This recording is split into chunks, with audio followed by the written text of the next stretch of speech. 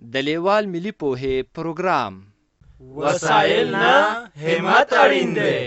د ټکنالوژۍ په مرسته زده کړه په هر کور، هر ځای، هر وخت او هر عمر کې پرته له ښوونکي او ښوونځي. په سبق به پیل وکړو. د پښتو لیک کتاب مو راواخلئ.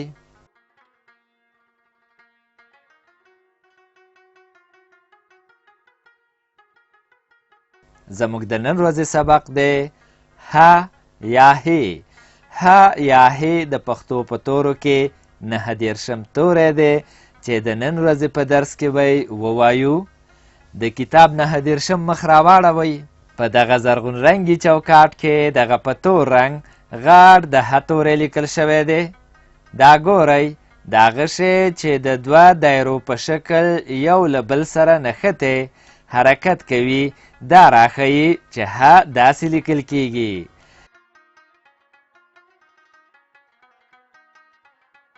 د ه توري شکل مو وپېژنده. اوس د ه توري په غږ خبرې کوو. اوس دا ګورئ، ه توری په کلمه کې څنګه لیکل کیږي. دا ګورئ، هګۍ او ترې لاندې اره لیکل شوی دی. دا ګورئ، د هګۍ په نوم کې یو ځلې او د اره په کلمه کې هم یو ځلې د ه توری راغلی چې په شنه رنګ لیکل شوی دی. د اره په کلمه کې د ه توري د غږ شکل په ځانته شکل راغلی دی، لکه اره، لکه کوزه، لکه هلک، لکه سهار، لکه ژبه. ما څو ځلې کلمه یاده کړه. کلمه څه ته وایي؟ د څو تورو له یو ځای کېدو کلمه جوړیږي، لکه هګۍ. شاباس. اوس مو چې د ه توري غږ پیدا کړ، په دې هم ځان وپوهوئ چې د ه توری له نورو تورو سره د تړلو پر وخت په سر، منځ او پای کې شکل بدلوي. د ه توری په لیکنه کې 4 ډوله راځي. اول یوازې په خپله، دویم ه توری له بل توري سره په سر کې تړلی، لکه د هلک په کلمه کې. دریم ه توری له بل توري سره په منځ کې تړلی، لکه د سهار په کلمه کې. څلورم ه توری له بل توري سره په پای کې تړلی، لکه د ژبه په کلمه کې. اوس دا ګورئ، ه توری په لیکنه کې څنګه لیکل کیږي. دا ګورئ، هګۍ او ترې لاندې اره لیکل شوی دی. دا ګورئ، د هګۍ په کلمه کې یو ځلې د ه توری په سر کې د ګ له توري سره تړلی راغلی دی. د اره په کلمه کې هم یو ځلې د ه توری په ځانته شکل راغلی دی. ګورئ، دا بل زرغون رنګي چوکاټ کې هګۍ رسم شوې ده. پوهیږئ چې هګۍ یې ولې رسم کړې ده؟ اندېښنه مه کوئ، زه یې درته وایم.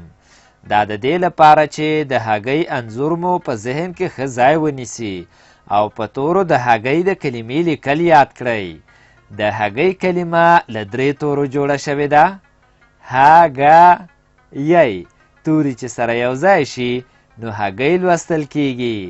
که هګۍ توري پیوسته وویل شي نو د هګۍ کلمې ته غږ نږدې کیږي. د اره کلمه هم له 3 تورو نه جوړه شوې ده. اره.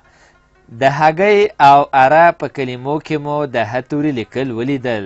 اوس به د ه توري د سبق نورو برخو ته راشو. دا سور چوکاټ وینئ چې پکې لیکل شوي دي د ه کارونه په جمله کې. ښه نو، تاسې غواړئ د جملې په معنا ځان پوه کړئ. د جملې په معنا مو پوهوم. ښه، ورته ځیر شئ. جمله د یو څو کلمو یو ځای کولو ته وایي، لکه دا هګۍ ده. اوس لاندې دا تور چوکاټ وګورئ. په دې تور چوکاټ کې په شنه رنګ لیکل شوي 2 جملې دي چې په هره کلمه کې د ه توري کارونه په سره رنګ روښانه شوي. دا هګۍ ده. هغه سړی هګۍ خرڅوي. اوس په همدې تور چوکاټ کې په سپین رنګ همدا جملې بیا لیکل شوي دي، خو یو توپیر یا فرق پکې ښکاري. که رښتیا پوه شوي یاست دا توپیر یې ماته وښیئ. شاباس. په هر هغه ه توري مو ګوته کېښوده چې زیړ دی. ګورئ اوس نو قلم راواخلئ او د هر زیړ ه توري پر سر ه توری ولیکئ چې د ه توري لیکل مو زده شي. دا کار ځکه کوو چې د دې تور چوکاټ د پاسه په کیڼه خوا کې په زیړ چوکاټ کې درته لیکلي دي د ه توري د کارونې ځایونه روښانه کړئ. د ه توري په سر کې شکل لیکو. د ه توري ځان ته شکل لیکو. د ه توري په سر کې شکل لیکو. ډېر ښه، په تور چوکاټ کار وشو. اوس راځو شنه چوکاټ ته چې نورې جملې زده کړئ. اره تیره غاښونه لري. په اره لرګي اره کیږي. په شنه چوکاټ کې وګورئ دلته جملې په تور رنګ او هر د ه تورې په سره رنګ راغلی دی. اوس په همدې شنه چوکاټ کې په سپین رنګ همدا جملې بیا لیکل شوي دي. دا ځل مو هم د نښې منځو ویشت. په هر هغه ه توري مو قلم کېښود چې زیړ رنګ لري. دلته هر ه توری په زیړ رنګ لیکل شوی دی. یو ه توری د اره په کلمه کې په ځان ته شکل راغلی. بل ه توری د تیره په کلمه کې په ځان ته شکل راغلی. یو ه توری د غاښونه د کلمې په پای کې د نه له توري سره یو ځای راغلی. یو ه توری د پ د کلمې په پای کې د پ له توري سره تړلی راغلی. او بل ه توری د اره په کلمه کې په ځان ته شکل راغلی دی. اره تیره غاښونه لري. او دویمه جمله داسې ویل کیږي په اره لرګي اره کیږي. اوس نو قلم راواخلئ دا په سپین او زیړ رنګ چې اره تیره غاښونه لري لیکل شوي پر سر یې ولیکئ چې لیک مو زده شي. او همدارنګه په اره لرګي اره کیږي د جملې په سر ولیکئ. اره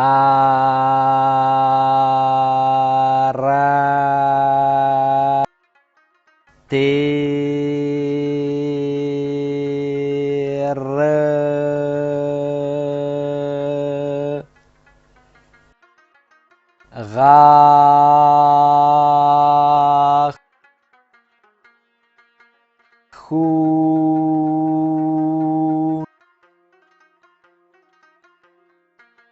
غاښونه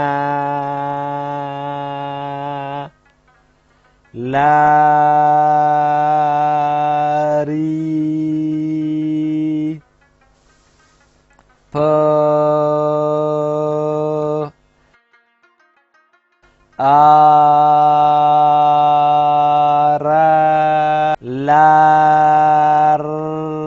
لرګي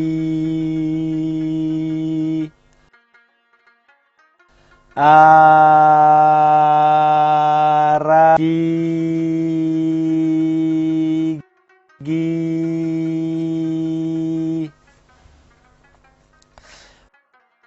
اوس به راشو سره چوکاټ ته. دا پورتنۍ ټولې جملې پکې راوړي دي. دا هګۍ ده. هغه سړی هګۍ خرڅوي. اره تیره غاښونه لري. په اره لرګي اره کیږي.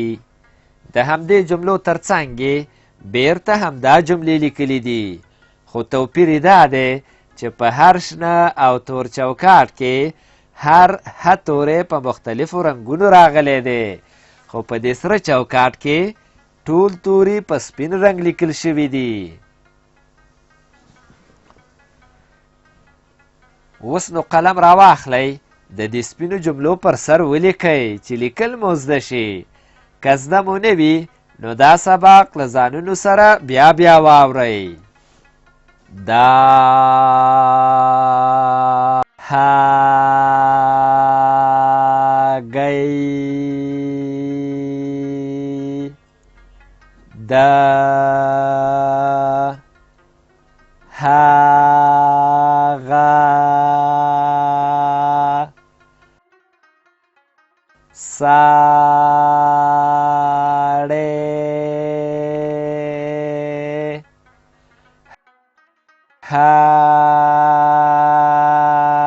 هګۍ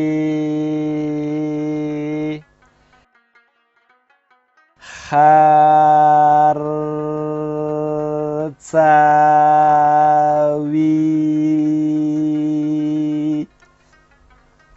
اره تیره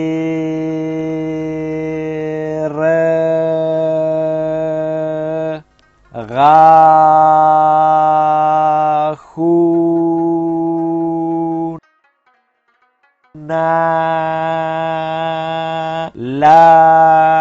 لري په اره لرګي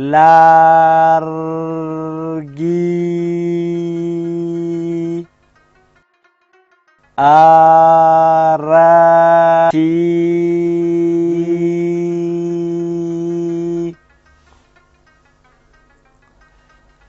تر سره چوکاټ لاندې خړ چوکاټ ته راځو. د خړ چوکاټ په سر کې د لاس او قلم نښې او د تمرین کلمه ګورئ چې په سره رنګ لیکل شوې ده. ورخطا کېږئ ما، د تمرین په معنا مو هم پوهوم. د یوه کار بیا بیا کولو ته تمرین وایي. په تمرین سبق ښه یادیږي. که تاسې د یو شي نوم یو ځلې واورئ کیدای شي لږ وخت وروسته درنه هیر شي، خو که څو ځلې یې واورئ بیا مو په یاد کې ښه پاتې کیږي. اوس چې د تمرین په معنا پوه شوئ راځئ چې تمرین وکړو. تر تمرین لاندې په ټکو ټکو باندې څو ځله د ح توری لیکل شوی دی. د دې هر یو ح توري د پاسه ح توری ولیکئ. کله مو چې هر ح توری ولیکه کیڼې خواته ځیر شئ، څلور جملې په ټکي ټکي خط لیکل شوي دي. د هرې یوې جملې د پاسه هم لیکل وکړئ چې دا ټولې جملې مو په یاد کې پاتې شي. دا هګۍ ده. هغه سړی هګۍ خرڅوي. اره تیره غاښونه لري. په اره لرګي اره کیږي. بیا په همدې خړ چوکاټ کې دوه کرښې ګورئ. زه پوه شوم چې اوس زده کړه شوي یاست. دلته اوس په شنه کرښه د یوازې ح توري تمرین وکړئ. د ح توري یوازې شکل لیکو او په سره کرښه د بل توري سره د تړلي ح توري تمرین وکړئ. په زیړه کرښه دا هګۍ ده ولیکئ او په توره کرښه هغه سړی هګۍ خرڅوي ولیکئ. د ح توري یوازې شکل لیکو.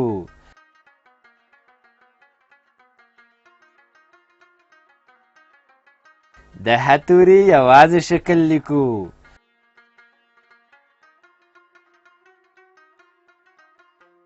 د ح توري په سر کې شکل لیکو.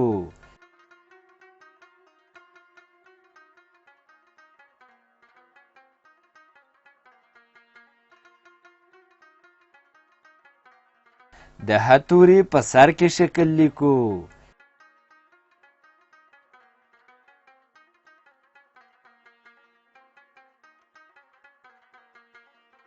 د ح توري په منځ کې شکل لیکو. د ح توري په منځ کې شکل لیکو. د ح توري په پای کې شکل لیکو.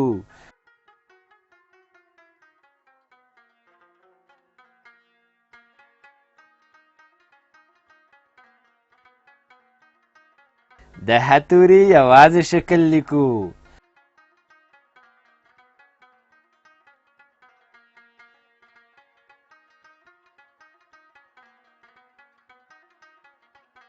د ح توري په منځ کې شکل لیکو. دا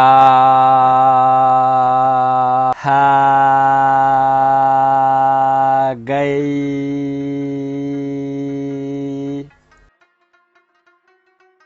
دا هغه ساړی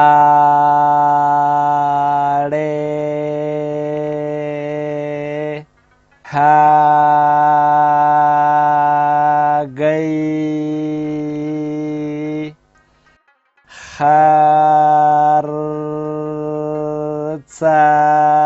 خرڅوي اره تیره غاښونه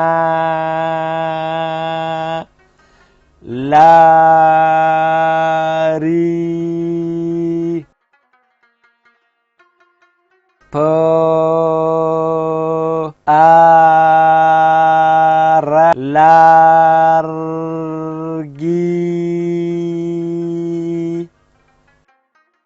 اره کیږي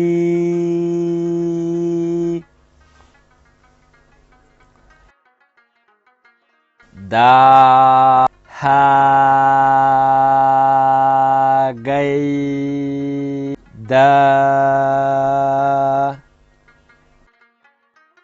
هغه ساړی هګۍ خرڅوي.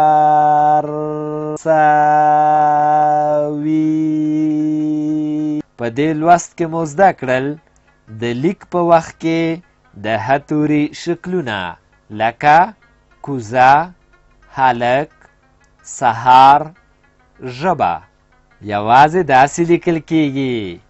له نورو تورو سره ګډ په سر، منځ او پای کې داسې لیکل کیږي.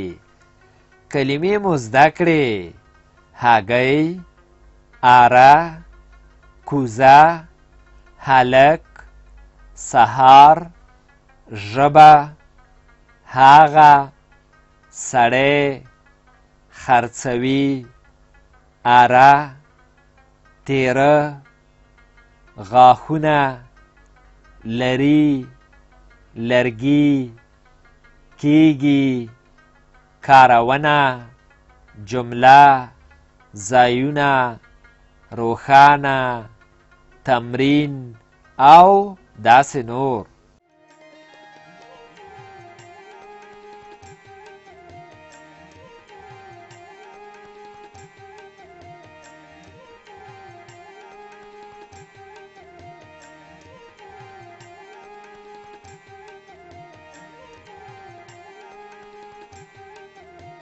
له دې ویډیو سره د لیک کتاب په زده کړه کې ډیره مرسته کوي.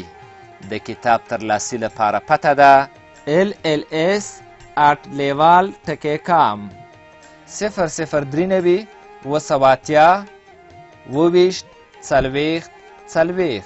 د نورو معلوماتو لپاره لیوال د لرې ښوونځي تګلاره وګورئ.